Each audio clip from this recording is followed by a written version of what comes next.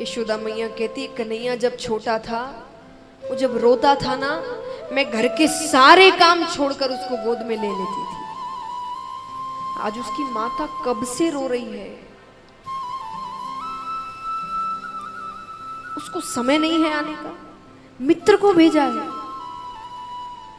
उद्धव जी ने कहा मैया कन्हैया को खुदगर्ज मत समझना, लेकिन मैं जब यहाँ आ रहा था ना तो देवकी माता ने मुझसे कहा कि यशोदा से जाकर कहना कि यशोदा धन्य है तेरे लालन पालन को, लेकिन मैं तुझसे एक दो बातें पूछना चाहती हूँ। कैसी बातें? देवकी माता कहती है कि तुमने कहा था कि कन्हैया बहुत चंचल है, बहुत शैतानियां करता है, दिन भर भागता दौड़ता रहता है, हंसता खेलता रहता है, पर वो जब से मथुरा आया है वो घर से बाहर पैर नहीं रखता। शैतानियां करना दूर, हंसना खेलना दूर, मैंने आज तक उसे मुस्कुराते हुए नहीं देखा कि कृष्ण मुस्कुराता कैसे।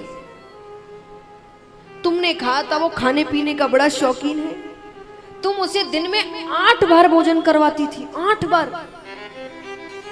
एक दिन मैंने उसके लिए गौरस से बनी एक मिठाई बनाई, उसे जैसे ही परोसा गया, जो कृष्ण थाली को प्रणाम करता था उस दिन उठकर चला गया। जाकर कहता है उद्धव देवकी माता से कहना कि मेरी थाली में गौरस से बनी कोई मिठाई ना रखे। मुझे यशोदा मैया की याद आती है, मुझे मेरे ब्रज की याद आती है। इससे ज्यादा यशोदा मैया सुन ही ना पाई, मूर्छा को प्राप्त हो गई। नंद बाबा कहते हैं ये इतनी ही देर आराम करती है जब तक ये बेहोश रहती है, वरना पूरे ब्रज में पागलों की तरह घूमती है। घर घर जाकर कहती है तुमने कृष्ण को देखा क्या, मेरा बेटा आया क्या? मैं जानती हूँ वो बहुत चोरी करता है, तुमने उसे बांध के रखा है क्या घर में? मैं उसे कभी चोरी करने नहीं दूंगी, मैं अपने घर पर बांध के रखूंगी, वो किसी का नुकसान नहीं करेगा, उसको लौटा दो। वृक्षों से पूछती है तुमने कृष्ण को देखा क्या? गोवर्धन पर्वत से पूछती है तुमको तो वो बहुत प्रेम करता था ना, तुम्हारी पूजा करवाई थी उसने, तुमने उसे देखा क्या? वो मिले तो उससे कहना उसकी माता उसे बहुत याद करती है, उसके बिना बिल्कुल नहीं रह पा रही। उद्धव जी सारी बातें सुनते हैं। उद्धव जी को अपना कार्य याद आता है कि वो किस काम के लिए आए हैं। उद्धव जी कहते नंद बाबा आप बड़े सौभाग्यशाली हैं कि भगवान ने आपके यहाँ जन्म लिया,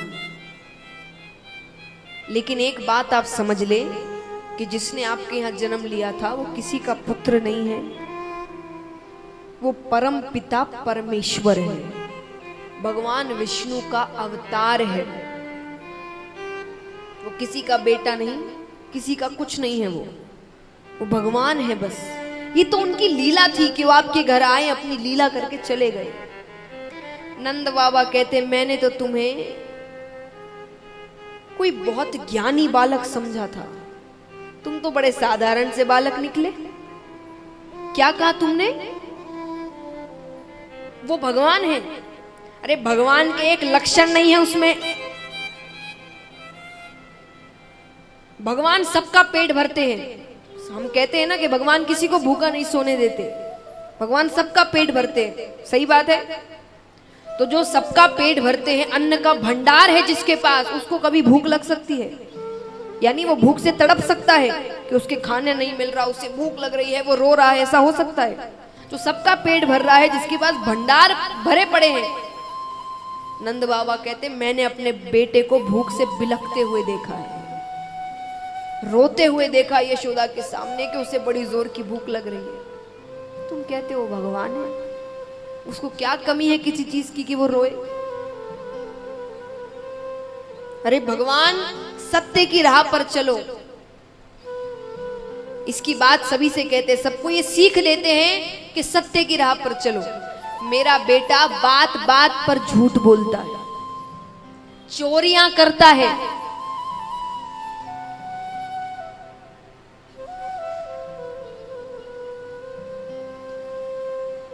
नंद बाबा कहते हैं तुम कहते हो भगवान है, और चलो मुझसे गलती हुई, मैं तो इंसान हूं, मुझसे गलतियां हो सकती है कि मैंने उसको अपना बेटा कहा, पर जिसे तुम भगवान कह रहे हो, भगवान से कभी गलती हो सकती है? भगवान कभी कुछ गलत कर सकते हैं? उसने मुझे कितनी बार बाबा कहा है, यशोदा को मैया कहा है। अरे जब गोपियां कहती कि यशोदा मैया गोरी, नंद बाबा गोरे, बलदाऊ भैया गोरे, तू कहां से आ गया काला, तू इनका बेटा नहीं है, तो बड़ा क्रोधित होता। आकर यशोदा से कहता कि मैया कह दे जा मरी से कि मैं तेरो छोरो हूं। तुम कहते हो वो भगवान है। और नंद बाबा ने आखिर में एक ही बात कही कि तुम्हें क्या लगता है, तुम्हारा ये कहना कि वो भगवान है, ये मेरी विरह वेदना कम कर देगा? बोले हाँ, अभी तक तो आप ये सोचकर रो रहे थे कि आपके बेटे ने आपको छोड़ दिया, वो तो भगवान है, अब आपको नंद बाबा कहते हैं अगर तुम थोड़े भी समझदार होते तो एक बात समझते। कैसी बात? एक बात बताइए, जीवन में जब आप हार जाते हैं, हर कोई आपका साथ छोड़ देता है, तो आपको किसका सहारा होता है? बताइए, हर व्यक्ति से पूछूंगी मैं यहाँ, जब आप हार जाते हैं, बहुत दुख आ रहे हैं, जीवन में संकट है, आपको किसका सहारा होता है? भगवान। हर किसी को यही सीख देते हैं ना कि कोई भी साथ छोड़ दे, वो आपका साथ नहीं छोड़ेगा, वो आपके साथ है, कोई गलत कदम मत उठाओ, भगवान देख रहा है। तो नंद बाबा कहते हैं अरे आज तक तो मैं यही सोच कर रो रहा था कि मेरे बेटे ने मुझे छोड़ दिया, चलो कोई बात नहीं। कितने बेटे होते हैं जो माता पिता को छोड़ देते हैं, मैं कोई नया नहीं था ऐसा, तो मैंने भी सोचा कि कितने ही बेटे अपने माता पिता को छोड़ देते, मेरे वाले ने भी छोड़ दिया, चलो भगवान तो है, उसके सहारे जी लूंगा। तुमने क्या बता दिया? तुम्हारे कहने का मतलब है कि भगवान ने मुझे छोड़ दिया, भगवान मेरा घर छोड़कर चले गए, तो अब मैं किसके लिए रहूं? तुम सब वेद उपनिषद में यही तो लिखते हो कि हर कोई साथ छोड़ सकता है, ये साथ नहीं छोड़ सकता, पर तुम्हारे कहने का मतलब है कि इसने ही मेरा साथ छोड़ दिया, अब तो मेरे पास कोई कारण ही नहीं बचा जिंदा रहने का, जीवित रहने का। ये तुमने क्या कह दिया? नंद बाबा ये सुनते ही और रोने लगते। उद्धव जी को जवाब नहीं मिल रहा कहने को, क्या कहें, सच्ची बात है। आज हम भी आपको यही कथा में बता रहे हैं कि कभी कोई गलत कदम मत उठाना, क्योंकि कोई भी साथ छोड़ सकता है पर ये साथ नहीं छोड़ सकता, इसके भरोसे रहो। तो नंद बाबा कहते कि तुमने क्या बता दिया, उसने मेरा घर छोड़ दिया, वो मुझे त्याग कर चला गया। उद्धव जी कुछ नहीं कह पाते, चले जाते हैं वहां से। थोड़ी दूर जाते हैं, कुछ गोपियां बैठी है, बातें कर रही है। गोपियां कहती है अरे ये सोने का रथ किसका है? वो रथ मथुरा का था, अक्रूर जी भी उसी रथ में आए थे। अब मथुरा क्योंकि भगवान राजा बन गए हैं, तो वो रथ भगवान के अंदर आ गया। तो गोपियां कहती है सोने का रथ किसका है? दूसरी गोपी ने कहा याद नहीं। अरे वो अक्रूर इसी रथ में तो कन्हैया को लेकर गया था, तो अब क्या लेने आया है? सब कुछ तो लेकर चला गया। बोले अब तुम्हें नहीं पता कंस की मृत्यु हो गई है, तो श्राद्ध के लिए मांस लेने आया हूं।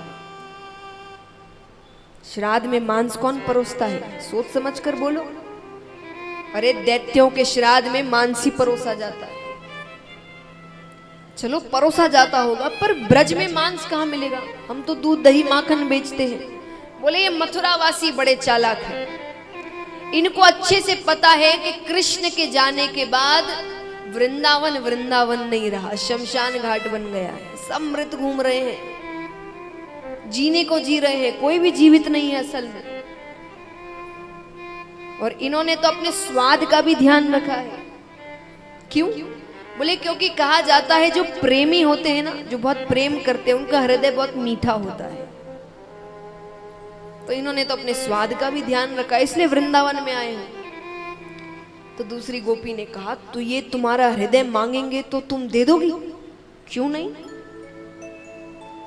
अरे मामा के श्राद्ध में भांजा भी तो होगा, सारे काम तो वही संभाल रहा होगा। वो दूर से देखकर पहचान जाएगा ये किस गोपी का हृदय है। हम उससे नहीं मिल सकते। हमारे हृदय तो देख लेगा वो कि कितना तड़प रहे हैं मुझसे मिलने के लिए। कैसे भाव है गोपियों के। यही भाव मीराबाई के थे। मीराबाई एक बार भगवान को बहुत याद कर रही थी, बहुत रो रही है, पर दर्शन देने नहीं आ रहे भगवान उस दिन। कभी कभी भगवान भी परीक्षाएं लेते थे, उस दिन भगवान आ ही नहीं रहे। खूब रो रही है, खूब प्रार्थना कर रही है, भगवान दर्शन देने नहीं आ रहे। अब वो एक पेड़ के नीचे बैठी थी, पेड़ पे कौवा बैठा था, वो बहुत आवाज कर रहा है। तो मीराबाई उस कौवे से कहती है,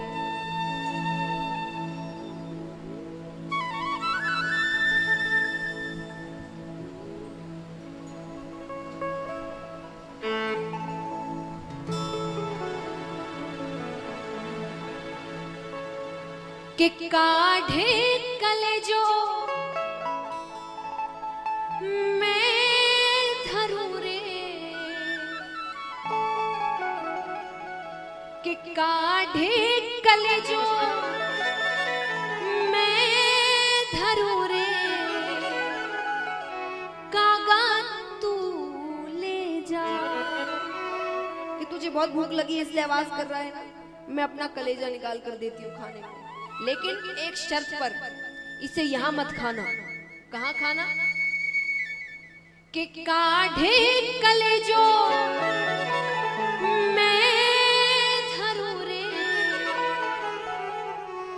कागा तू ले जा। और जा दिशा मारो पिया बसे, वो देखे तू खा। कि जादे सामारो पिया बसे, वो देखे तू। इसको यहां मत खाना, जहां मेरे प्रियतम रहते हो वहां ले जाना, और वो जब देख रहे हो तब खाना, उसे भी पता चले पीड़ा क्या होती है। कितनी तकलीफ हो रही है हमें उसे याद करने में, और वो आ नहीं रहा। ऐसे भाव है गोपियों के। अब उद्धव जी आते हैं, देखकर गोपियां समझ जाती है ये कोई कृष्ण नहीं भेजा है। उन्हें आसन पर बैठाती है। बैठाते ही गोपियों ने कहा, ये जो वस्त्र दिए हैं, ये मुकुट, ये कुंडल, ये कृष्ण ने पहनाए हैं। उद्धव जी ने कहा, हाँ तुम्हें कैसे पता? बोले अपना ऐश्वर्य दिखा रहे हैं हमें। गुस्सा भी तो है उनके अंदर के भगवान आ नहीं रहे, हमें जता रहे हैं कि राजा बन गए हैं, बहुत बड़े हो गए हैं, वरना क्या जरूरत इस गांव में इतने सोने के आभूषण पहनकर भेजे हैं। उद्धव जी कहते हैं, तुम इतना क्रोधित क्यों हो रही हो? अरे तुम्हारे लिए संदेश भेजा है। कैसा संदेश? उद्धव जी कहते हैं, ये रोना धोना, ये याद करना, प्रेम इत्यादि छोड़ो, ज्ञान मार्ग पर चलो। ज्ञान मार्ग पर चलकर भी तो भगवत प्राप्ति होती है, स्वर्ग मिलता है। जिसके याद में इतना रो रही हो, वो किसी का पुत्र नहीं है, उसके हाथ नहीं, उसके पैर नहीं, उसकी आंखें नहीं, वो तो एक शक्ति है। गोपियों ने कहा, आंखें नहीं तो किसकी आंखों में यशोदा मैया मोटा मोटा काजल डालती थी? हाथ नहीं तो किसने हमारी मटकियां फोड़ी? पैर नहीं तो कौन हमारी गैयाओं को चराने ले जाता था? अरे इतनी मुश्किल से तो हमने उसमें प्रेम रस भरा है, तुम फिर से उसे रूखा सूखा बनाना चाहते हो, ज्ञान ज्ञान कर करके। इतनी मुश्किल से हमने उसमें प्रेम रस, भक्ति रस बनाया। और क्या कहा? मन को कहां लगाए? उद्धव जी कहते ज्ञान मार्ग पर। तो आप तो बड़े ज्ञानी हैं। बोले हाँ है। तो एक बात बताना, मन कितने होते हैं, दिल कितने होते हैं? बताइए। एक होते हैं, एक तो दे दिया कृष्ण को। अब कौन सा मन लगाए ज्ञान मार्ग पर? बचा ही नहीं। और चलिए आप कहते हैं कि मन ज्ञान मार्ग पर लगाओ, उससे क्या होगा? बोले स्वर्ग मिलेगा। यहां हर व्यक्ति को स्वर्ग चाहिए होगा। मृत्यु के बाद कहां जाना चाहेंगे आप? नरक की स्वर्ग? हाथ उठाना। जो स्वर्ग जाना चाहते हाथ उठाना। अच्छा, जो हाथ नहीं उठा रहे, मैं समझू आपको नरक जाना है। दो ही स्थान है भाई जाने के लिए। बताइए, स्वर्ग कितने जन जाना चाहते हैं? हाथ उठाना। सबको स्वर्ग जाना है ना? वही कोशिशें करते हैं हम, हर चीज इतने पुण्य के स्वर्ग आए। तो उद्धव जी ने कहा कि ज्ञान मार्ग पर चलो, तुम्हें स्वर्ग की प्राप्ति होगी। गोपियों ने कहा, ठोकर मारते हैं मैं से स्वर्ग को, जो हमें कृष्ण प्रेम से दूर कर दे। और अगर कृष्ण प्रेम में रहने से हमें नरक की प्राप्ति होगी, तो जन्मों जन्मों तक हम नरक में रहने को तैयार हैं। उद्धव जी ने कहा, अभी कह रही थी कि कृष्ण अपना ऐश्वर्य दिखा रहे हैं, राजा बन गए हैं, ऐसा कर रहे हो, और अब कह रही हो उसके लिए नरक जाने को तैयार हो। उससे क्रोधित भी हो और उसकी बातें बंद नहीं करती। उद्धव जी ने जब ये प्रश्न पूछा, गोपियां कहती है, इसी को तो प्रेम कहते हैं। प्रेम की रीत उल्टी होती है, ये समझना हर किसी के बस की बात नहीं होती।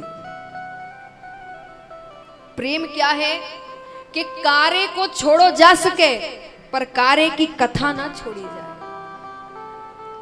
मतलब वो पास नहीं है, वो तो फिर भी सहन कर सकते हैं हम, पर उसकी बातें बंद नहीं कर सकते। वही तो हमारे जीने का आधार है। और हमें पता है, आपको हमारी बातें समझ नहीं आ रही होगी, आपको हम पागल लग रहे होंगे, सबको लगते हैं, किसी को समझ नहीं आती। पर हमें पता है, हमारी बात या तो हम समझते हैं या कृष्ण समझता है। गोपियां उद्धव जी से कहती है, क्या